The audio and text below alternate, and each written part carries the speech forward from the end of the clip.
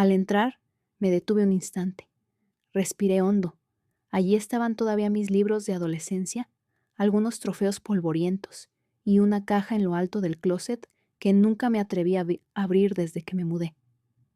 Esa noche, mientras me arreglaba para la cena de cumpleaños de mi padre, me miré al espejo.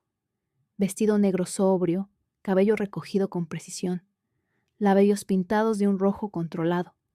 Me sentía como una soldado, lista para esa guerra silenciosa de siempre, esa en la que sonríes aunque te duela, en la que brindas aunque por dentro estés ardiendo. Pero algo dentro de mí, esa noche, comenzó a agrietarse. Aquella mañana de viernes, mientras preparaba mi maleta para viajar a Monterrey por el cumpleaños número 70 de mi padre, sentí una punzada de ansiedad en el estómago. Revisé por tercera vez el regalo, un reloj antiguo suizo, restaurado con esmero. Caro, elegante, inútil. Sabía que lo abriría, lo miraría sin emoción y luego lanzaría uno de sus comentarios cargados de ironía. Y aún así, lo llevaba. Supongo que aún esperaba algo. En el avión, mientras la Ciudad de México se hacía pequeña bajo las alas, me quedé observando el cielo. Pensé en todas las decisiones que había tomado en mi vida, guiada por una brújula rota. Una brújula llamada demostrar que valgo. Siempre buscando esa validación imposible. No sé con certeza cuándo dejé de intentarlo de verdad y empecé a fingir que ya no me importaba. Tal vez fue cuando me di cuenta de que su indiferencia dolía menos que su desaprobación. El chofer de la familia me esperaba en el aeropuerto. El trayecto fue silencioso, como siempre. La casa de los Torres seguía igual, impecable, fría, monumental. Aquella mansión de estilo colonial en San Pedro Garza García, con su fachada blanca, columnas altivas y jardín meticulosamente simétrico. Un escenario perfecto para una familia disfuncional como la nuestra. Al cruzar la puerta, me recibió el abrazo de mi madre. Tibio, lento, casi frágil, como si supiera que lo necesitaba más de lo habitual. Me miró con sus ojos suaves, siempre al borde de la tristeza. «¿Estás más delgada?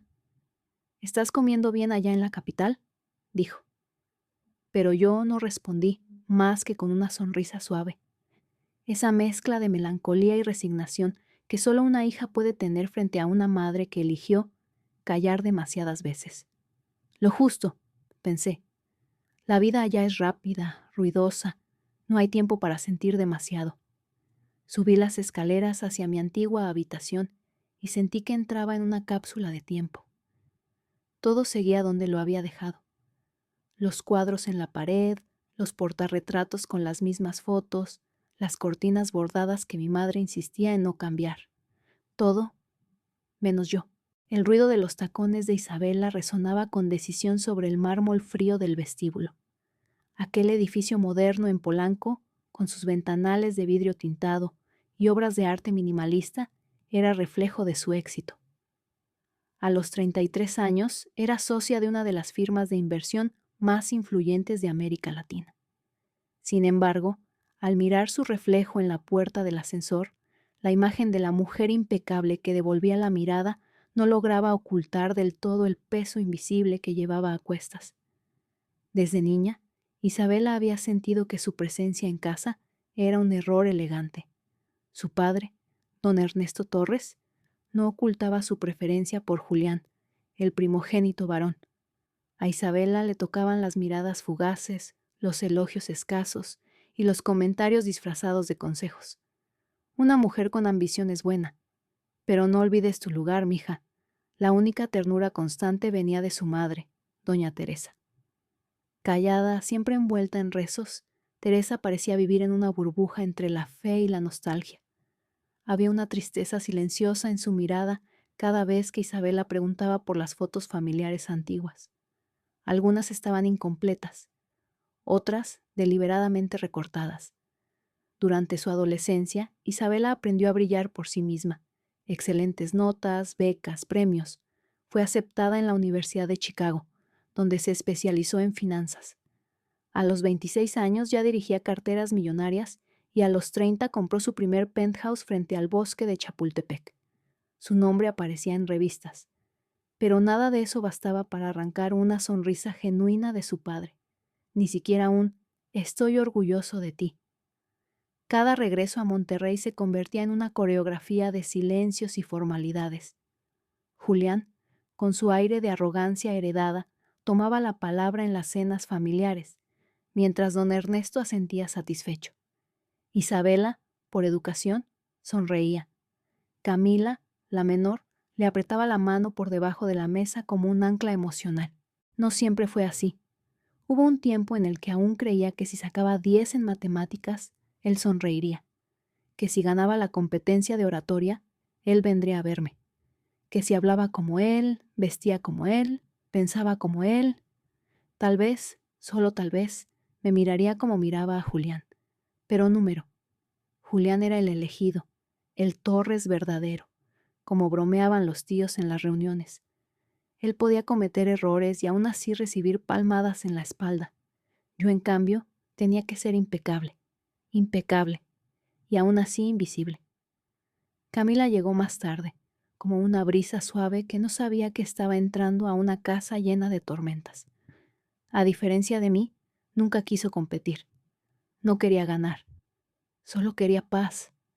A veces la envidiaba por eso. Su capacidad de escuchar sin absorber, de observar sin perderse. Yo me perdí muchas veces. Recuerdo una Navidad. Tenía 12 años. Había pasado semanas ahorrando mi mesada para comprarle a papá una pluma estilográfica, negra, con su nombre grabado. Me costó más de lo que tenía, pero la dependienta me hizo un descuento cuando le conté para quién era. La envolví con un listón rojo y lo dejé debajo del árbol. El 25 por la mañana lo abrió delante de todos. La miró por unos segundos, dijo «gracias» sin levantar la vista, y la dejó a un lado. Luego Julián le dio un encendedor con el logo de su empresa, y papá soltó una carcajada. Le dio un abrazo fuerte y dijo «eso sí es útil, bien pensado, hijo». Esa noche lloré en silencio abrazando la caja vacía donde venía la pluma. Mi madre me acarició el cabello sin decir nada, como siempre. Supongo que desde entonces aprendí a regalar cosas sin esperar reacción o amor. Mis logros profesionales también nacieron de esa herida. No me movía la ambición, sino la urgencia, la necesidad de llenar un espacio que nunca dejaba de doler. Cuando me ofrecieron la primera beca internacional, no sentí orgullo. Sentí alivio, como si por fin tuviera derecho a respirar por mi cuenta. En Chicago descubrí un mundo donde nadie me conocía, donde nadie me comparaba. Allí florecí. Allí entendí que podía ser otra cosa, pero también allí aprendí a construir muros, a endurecerme, a confiar solo en los números. Los números no juzgan, no mienten, no tienen favoritos. Volver a Monterrey cada vez era como entrar a una jaula dorada. Todo olía a control, a perfección forzada, a silencios bien colocados. La casa parecía hablar incluso cuando nadie decía nada. Esa tarde, cuando entré a mi habitación y vi esa caja polvorienta en lo alto del closet, sentí una urgencia inesperada. Tomé una silla, la bajé. Dentro, encontré papeles, dibujos míos de niña, cartas nunca enviadas. Una decía, «Querido papá, hoy gané el primer lugar en ciencias. Ojalá hubieras estado». La fecha era de hacía más de 20 años. Me temblaron las manos. ¿Cuántas veces había querido que me viera? Me senté en el piso, con las piernas cruzadas, y lloré. No por él, por mí, por la niña que fui, por todas las veces que callé, por todo lo que hice para merecer lo que nunca me daría. Más tarde, frente al espejo, me sentí compuesta pero rota. Las joyas que llevaba eran de mi madre, el perfume, uno que a él le gustaba. Todo en mí era una versión refinada de lo que él siempre quiso, o eso creía. Y sin embargo, ya no sabía si esa mujer que me devolvía la mirada era yo, o solo un molde. La noche del cumpleaños llegó con ese aire de obligación disfrazada de celebración. Yo conocía bien esa sensación.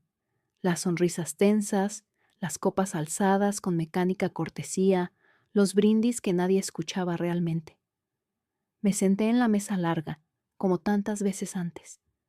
A mi izquierda, Julián ocupaba su puesto de príncipe heredero. Llevaba un traje oscuro, la mirada confiada de quien nunca dudó de su sitio en el mundo. A su lado, Camila jugueteaba con su servilleta, evitando cruzar miradas demasiado tiempo. Mi madre, al otro extremo, parecía un espectro amable, siempre presente y siempre ausente. Cerré los dedos sobre el brazo de mi silla, buscando algún punto de anclaje. El murmullo de las conversaciones era un telón de fondo que me resultaba insoportablemente familiar. Durante años había creído que si acumulaba méritos suficientes, una carrera brillante, apartamentos costosos, un hombre respetado en la prensa financiera, esa mesa dejaría de hacerme sentir diminuta. Pero número. Allí seguía sentada la niña de 12 años que entregaba regalos que nadie quería. Cuando sirvieron el primer plato, mi padre empezó su monólogo sobre negocios y licitaciones.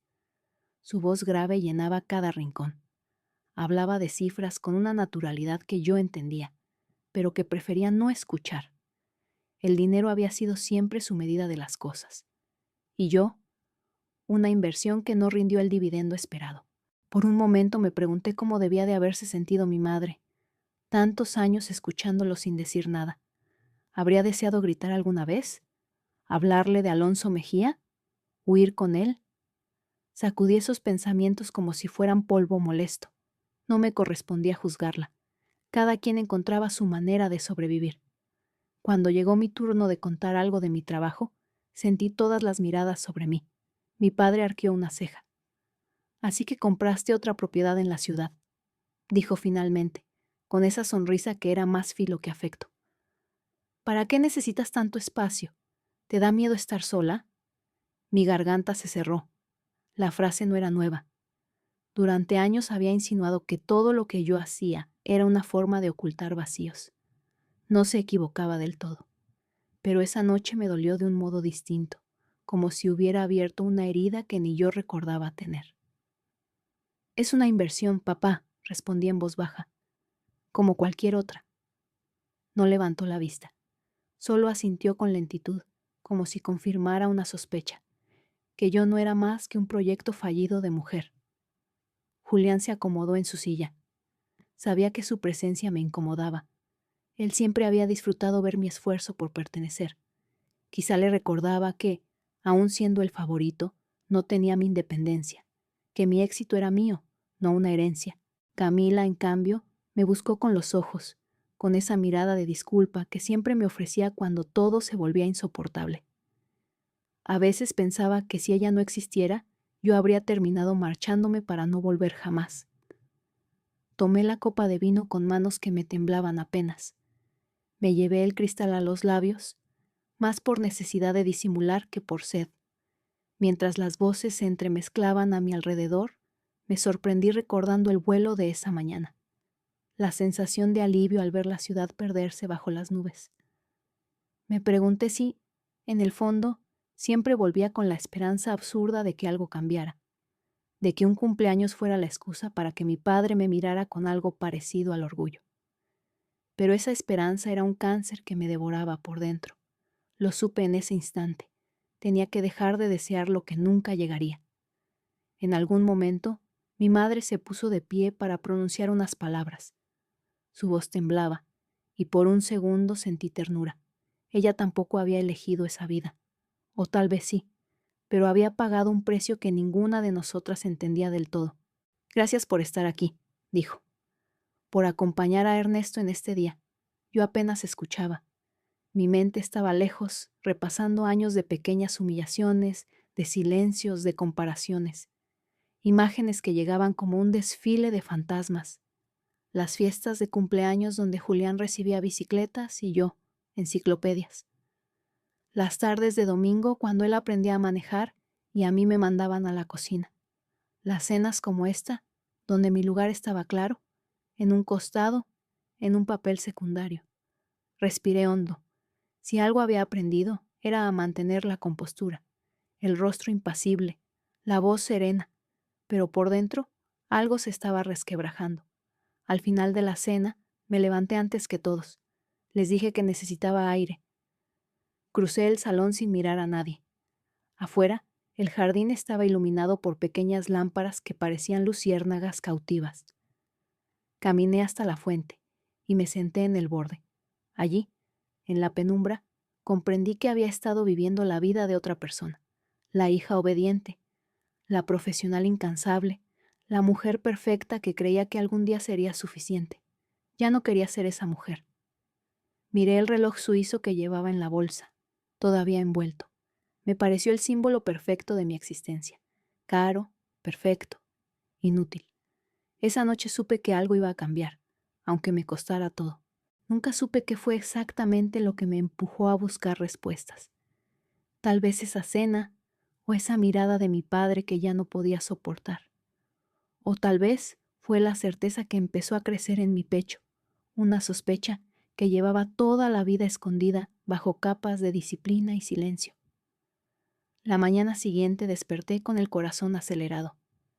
Me senté en la cama, con la luz dorada filtrándose entre las cortinas. Pensé en mi madre, en sus ojos tristes cada vez que me preguntaba si era feliz.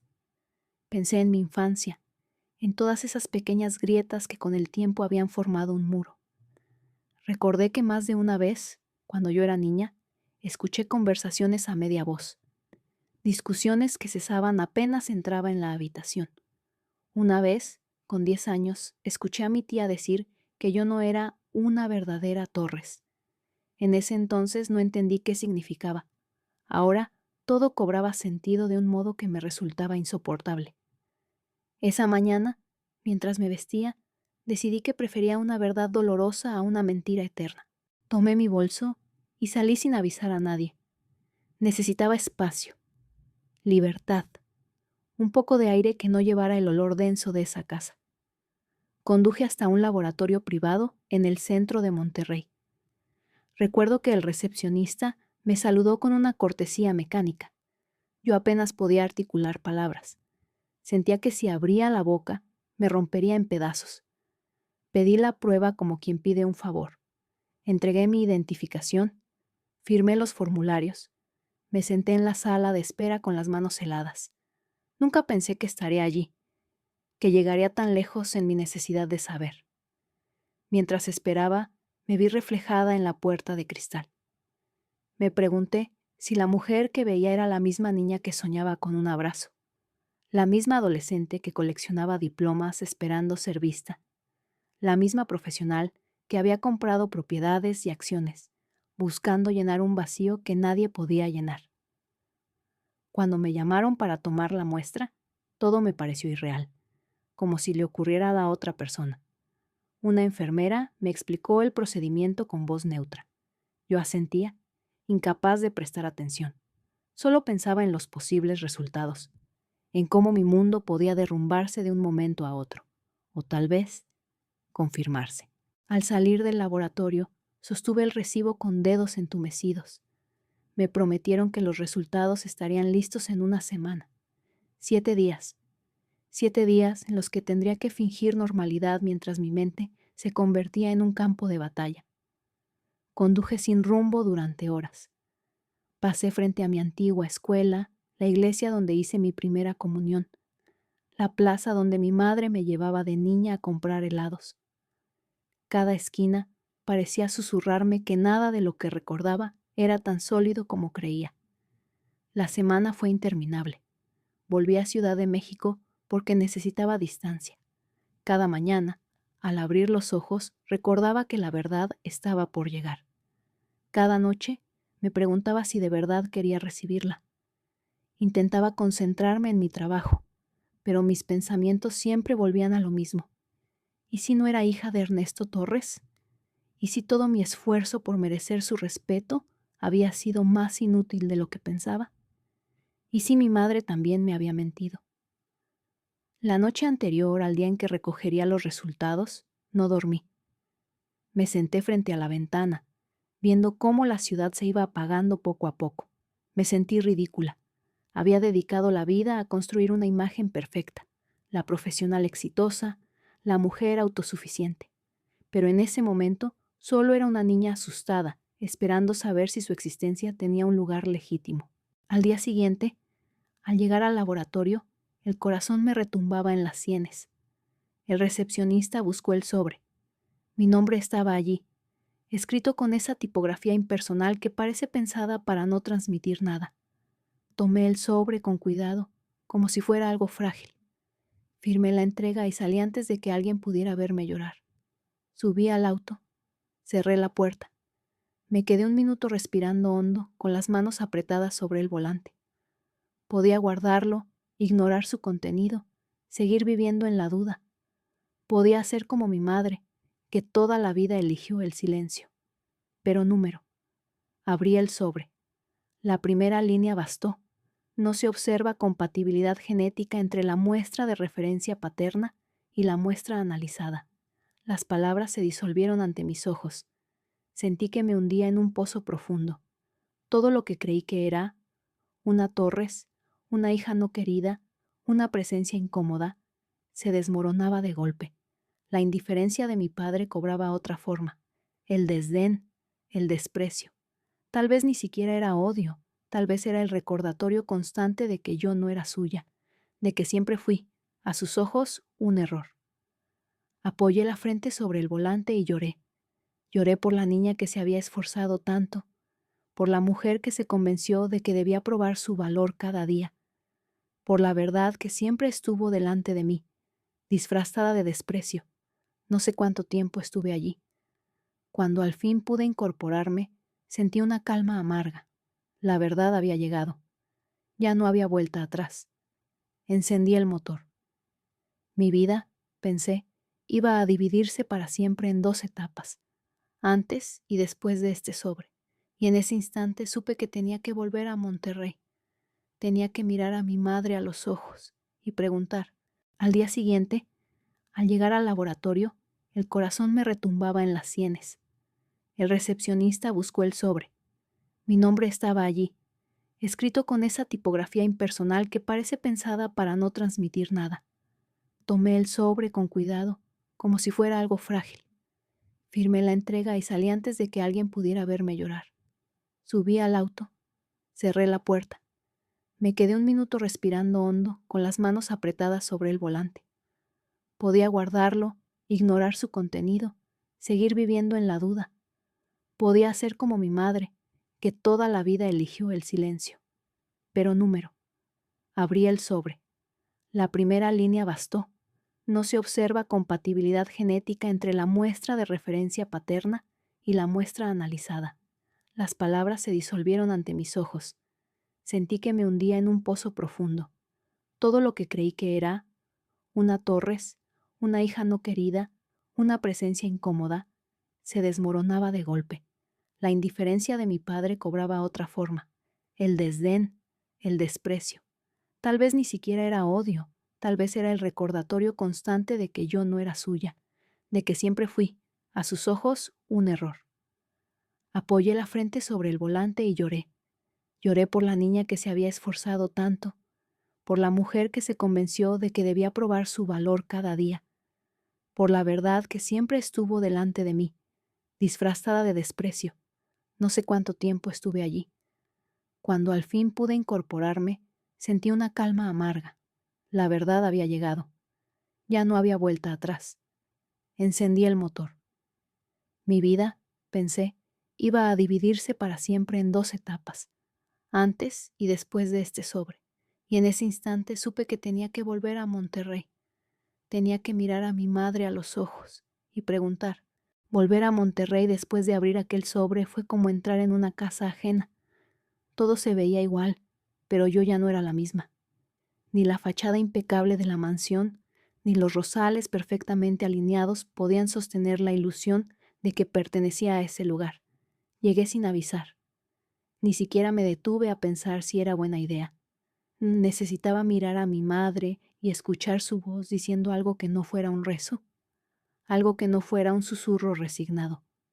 Necesitaba que hablara, que rompiera el pacto de silencio que había envenenado mi vida. Empujé la puerta principal con manos que me temblaban. El eco de mis pasos sobre el mármol sonaba más fuerte que nunca. Subí las escaleras con el corazón en un puño, repasando en mi mente cada momento en que sospeché algo y decidí ignorarlo. cada frase inconclusa, cada mirada que no supe interpretar. La encontré en su habitación, sentada junto a la ventana, bordando como tantas otras veces. Mi madre siempre parecía esperar algo, tal vez que la vida pasara sin salpicarla demasiado, o tal vez que alguien viniera a rescatarla de su propia historia. Me quedé un instante en el umbral, incapaz de moverme. No supe cómo empezar. La palabra mamá me quemaba en la garganta. Al fin entré. Me senté frente a ella. Mis manos buscaban un sitio donde posarse. El sobre con los resultados estaba doblado en mi bolso, como un testigo mudo de lo que estaba a punto de suceder. ¿Sabes por qué vine?, pensé, aunque no lo dije en voz alta. Mi madre alzó la vista.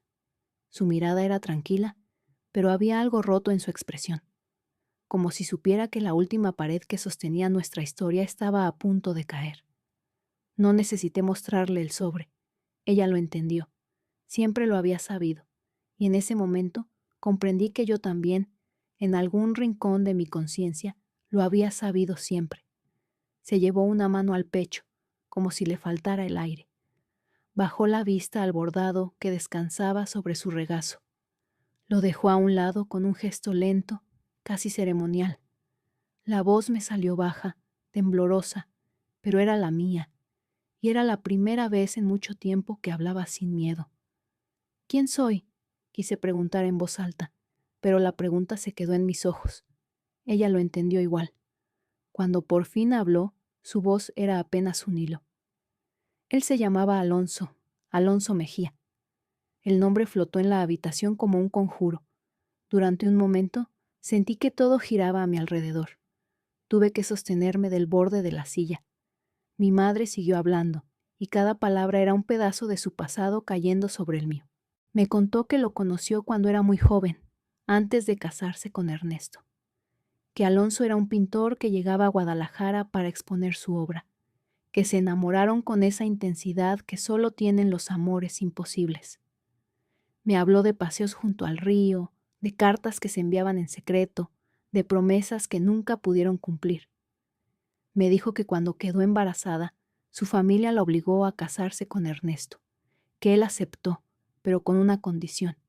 Ese niño sería suyo, al menos de nombre, que todo se callaría para siempre. La escuchaba en silencio con el corazón desgarrado. No sabía qué dolía más, la traición, la mentira, o la certeza de que nunca fui deseada en esa casa. Ella lloraba mientras hablaba, y por primera vez entendí que su silencio no había sido cobardía solamente. Había sido su manera de sobrevivir, su forma de protegerme, o de protegerse, de un mundo que no perdonaba a las mujeres que elegían por amor. Yo también lloré. Lloré por ella, por mí, por ese hombre del que no sabía nada, salvo que su sangre corría en mis venas. Alonso Mejía. Repetí su nombre en mi mente, intentando encontrar en él alguna señal de mí misma. ¿Tendría su voz, su manera de mirar el mundo, sus manos? ¿Sabe que existo?, quise preguntar, pero no pude. El miedo me cerró la garganta. Tal vez la respuesta fuera otro cuchillo. Mi madre pareció adivinar mis pensamientos. Me miró con un dolor tan antiguo que supe que llevaba guardándolo toda la vida. Él preguntó por ti una vez, hace muchos años, pero yo no supe cómo responderle. Sentí un vértigo que me dejó sin aliento. ¿Mi verdadero padre había querido conocerme? ¿Había existido la posibilidad de una historia distinta? Una en la que no me sintiera extraña en mi propia casa. Por un momento me vi niña otra vez, tocando la puerta del despacho de Ernesto, esperando que levantara la mirada. Pero esa puerta siempre estuvo cerrada. Siempre. Respiré hondo. Mi madre seguía llorando en silencio, con las manos juntas sobre el regazo. Yo quería abrazarla, consolarla, pero estaba demasiado rota para verlo. Me levanté despacio. Me acerqué a la ventana. Afuera, el jardín se extendía impecable, perfecto, como toda nuestra mentira. Quiero conocerlo, pensé, y supe que no habría vuelta atrás. Ese día, mientras salía de la habitación de mi madre, entendí que el silencio que nos había protegido también nos había condenado, y que la única manera de empezar a vivir era atreverme a romperlo todo. Después de aquel día, nada volvió a encajar. Cada pared de esa casa que durante años había creído mía empezó a mostrar grietas invisibles, como si la verdad hubiera minado sus cimientos, como si el silencio ya no alcanzara para sostener nada. Pasé la noche sin dormir. Caminé de un lado a otro por mi habitación, con la mente encendida como un incendio. Repetía el nombre de Alonso en un murmullo. Alonso Mejía. Cada vez que lo decía, sentía que algo se acomodaba y algo se rompía a la vez. Al amanecer, tomé el sobre con los resultados de ADN. Lo sostuve entre las manos, pensando que durante años había buscado pruebas de que valía algo, que merecía amor. Y al final, la única prueba que obtuve fue que toda mi vida había estado edificada sobre una mentira. El resto de la casa seguía dormido cuando bajé a la cocina. Me serví un café que no probé. Me quedé sentada mirando la ventana, viendo cómo la luz iba cubriendo poco a poco los rosales. Sentí una tristeza tan honda que casi me mareó. No sé cuánto tiempo pasó antes de que Julián entrara. Traía su seguridad habitual. Su forma de mirarme siempre contenía un juicio silencioso, un recordatorio de que, para él, yo era apenas una molestia. Pero esa mañana, algo en su mirada cambió. Una mezcla de curiosidad y desprecio, como si supiera algo, como si siempre lo hubiera sabido. Así que decidiste venir, dije en mi mente, sin fuerzas para pronunciarlo en voz alta. Él se quedó frente a mí unos segundos, examinándome como un entomólogo observa a un insecto raro. Luego se apoyó en el marco de la puerta, cruzando los brazos. Papá está furioso, me soltó, sin preámbulos. Dice que si quieres hacer un espectáculo, que lo hagas lejos de aquí. Sus palabras cayeron como piedras. Por un segundo creí que no iba a poder sostener la mirada, pero lo hice, porque ya no tenía nada que perder. Furioso, pensé. ¿Furioso de qué? ¿De que me atreviera a buscar la verdad? ¿De que rompiera el papel que me habían asignado en esta farsa familiar? No vine a pedir permiso, respondí en mi cabeza, pero mis labios permanecieron cerrados. Julián me estudió un instante más. Luego sonrió de lado, una sonrisa que conocía bien, la misma que usaba de niño cuando me quitaba algo solo para demostrar que podía hacerlo. Siempre ha sido un problema, continuó. Aunque no seas una verdadera Torres, supongo que eso no cambiará. La frase me atravesó. Durante años había temido que alguien lo dijera en voz alta, que verbalizara lo que siempre sospeché. Pero en ese momento, lejos de herirme, me trajo un alivio inesperado. Al fin todo estaba claro. Al fin dejaba de fingir. Me levanté de la silla con una calma que no sabía que poseía. Lo miré a los ojos y sentí que, por primera vez, ya no le debía nada, ni respeto, ni miedo. Subí a mi habitación y empecé a empacar. No sabía cuánto tiempo estaría fuera. No sabía si volvería. Lo único que tenía claro era que necesitaba buscar a Alonso Mejía. Necesitaba mirarlo a los ojos y entender quién era yo. Mientras cerraba la maleta, escuché pasos en el pasillo. Era Camila, la única presencia en esa casa que no me lastimaba. Se quedó en la puerta, mirándome con esos ojos suyos que parecían comprenderlo todo. No tuve que decirle nada. Ella caminó hasta mí y me abrazó. Un abrazo largo, silencioso. Sentí que me sostenía en un borde peligroso, como si supiera que si me soltaba, caería en un vacío del que no podría volver. Haz lo que tengas que hacer, pensé que me decía, aunque sus labios no se movieron. Sus manos sobre mi espalda fueron suficientes. Cuando salí de la casa llevaba el corazón en carne viva. El coche me esperaba en la entrada. Subí sin mirar atrás. El motor arrancó con un rugido suave. Mientras nos alejábamos, respiré hondo. Por primera vez en mucho tiempo, no sentía miedo, solo determinación. En el aeropuerto, mientras esperaba mi vuelo de regreso a Ciudad de México, busqué el nombre de Alonso Mejía en mi teléfono. Aparecieron artículos antiguos, críticas de exposiciones, fotografías de su obra. Un cuadro suyo, un retrato de una mujer joven, me dejó sin aliento. Había algo en sus trazos que me resultaba familiar. como si me llamara desde un lugar que no sabía que existía. Tomé una captura de pantalla, la guardé como un amuleto, una promesa de que, al final de todo este viaje, tal vez encontraría un fragmento de mí misma. Mientras subía al avión, comprendí que las grietas que se habían abierto en mi vida no eran el final, eran el comienzo de algo que siempre había temido, la libertad. Volver a Ciudad de México con la certeza de que no era quien creía me hizo ver la ciudad de otro modo.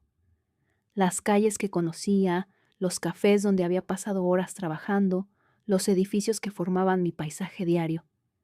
Todo parecía ajeno, un escenario que ya no me pertenecía del todo. Durante días pospuse el momento de contactarlo.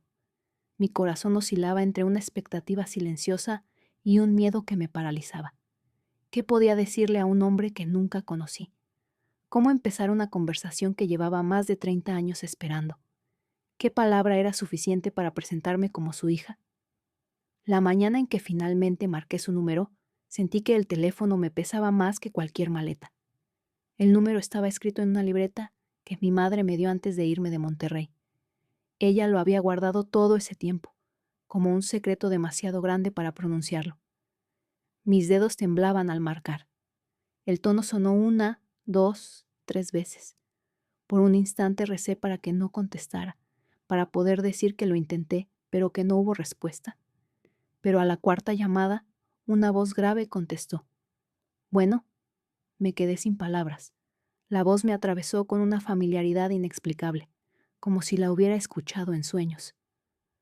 Soy Isabela Torres, logré decir al fin. Mi voz sonó más pequeña de lo que hubiera querido. Creo que usted conoció a mi madre, Teresa. Hubo un silencio largo.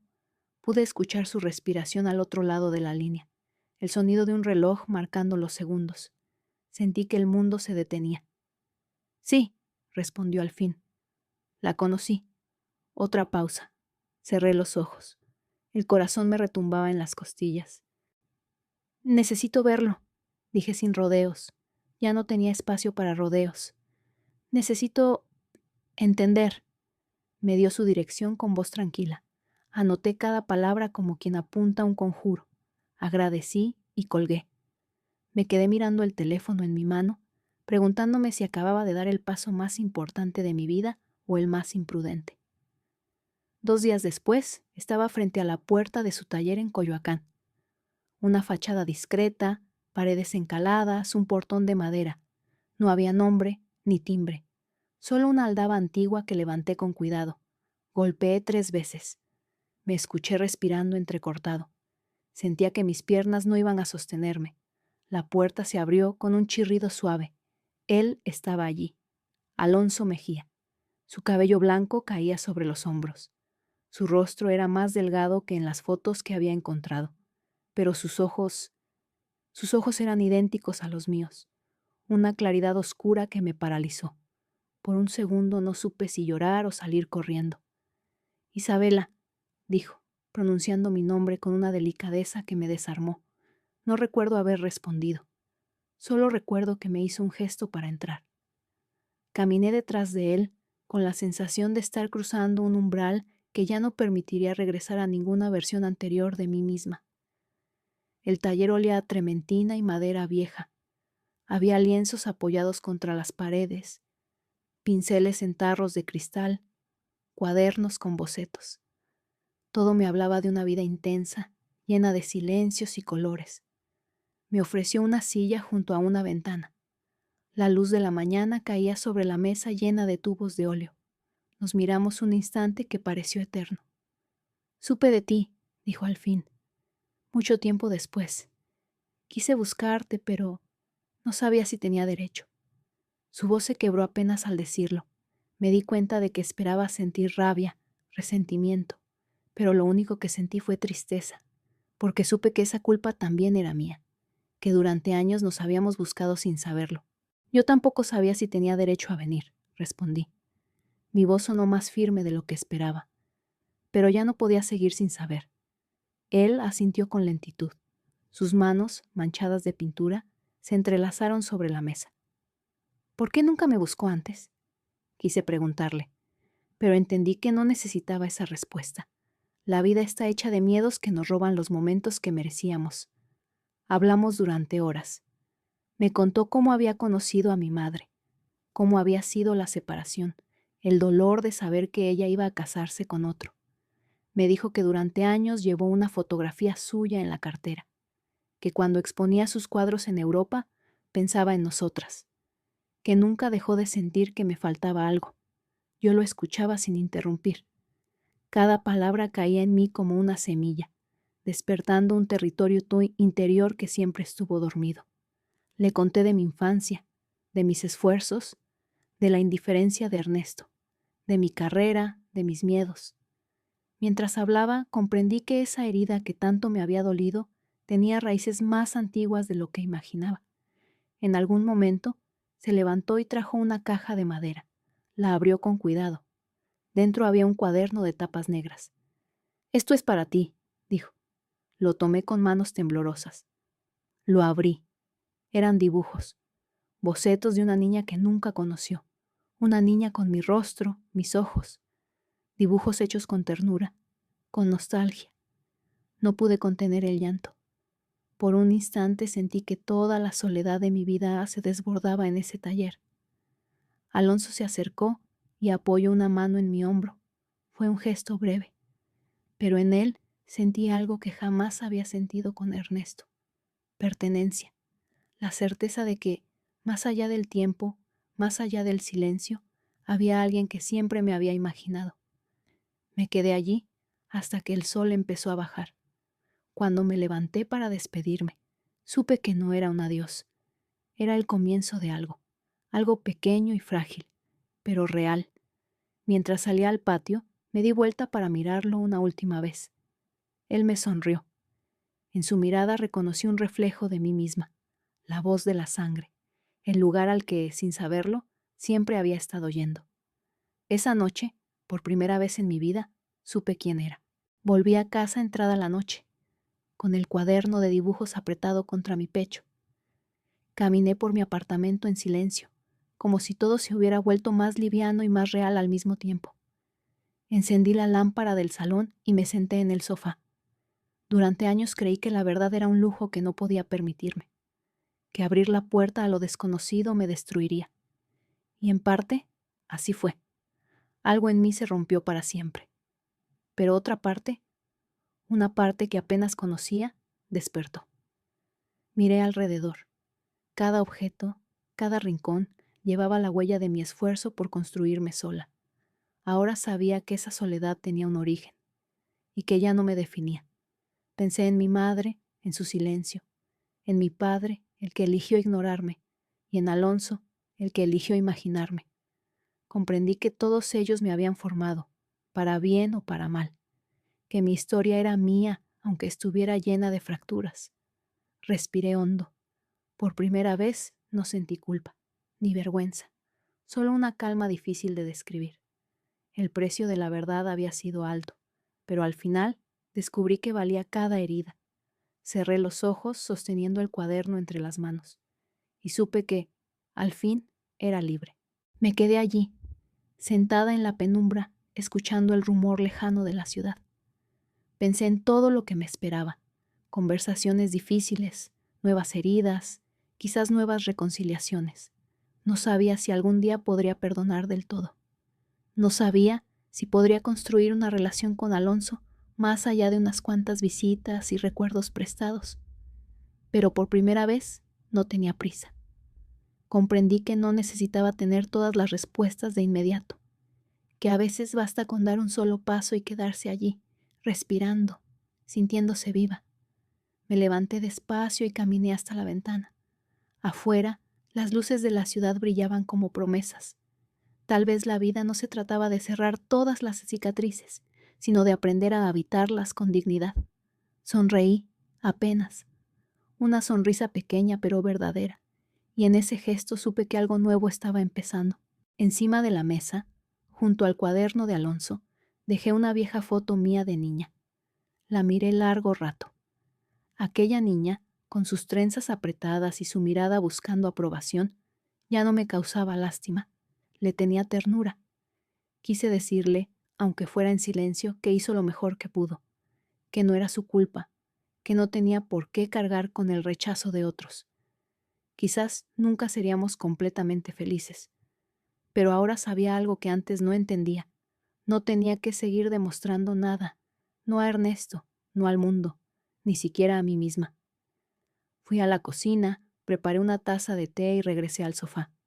Afuera comenzaba a llover, gotas lentas, delicadas.